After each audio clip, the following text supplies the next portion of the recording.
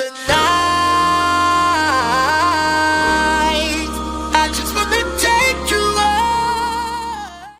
Hello, do you know how to keep the building in a good condition? What are the kinds of maintenance that used to maintain our building, and how maintenance work happen? Today, we are going to discuss about the importance of building maintenance.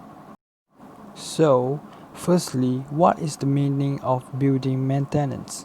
Building maintenance is the process of ensuring the building premises and other components continue to operate and retain an exceptional appearance. Let's take a look at these both pictures.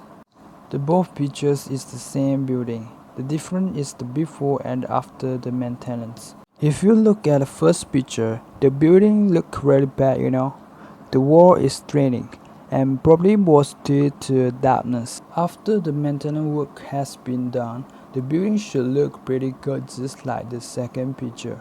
So from here, we can do a short conclusion that the maintenance work is quite important.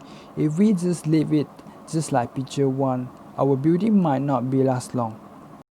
This is because a small amount of damage can cause the other elements in dangerous situation. Let's look at another picture for another example. Can you see the roof is damaged? In the other words, the roof is giving us a final warning. If we do not repair that immediately, our electrical system of the building might be broke. Once the water comes from the roof, then the water reacts with electric. It can cause the fire disaster. So that's why repair and maintenance work is very important for our house. However, maintenance work is not an easy one.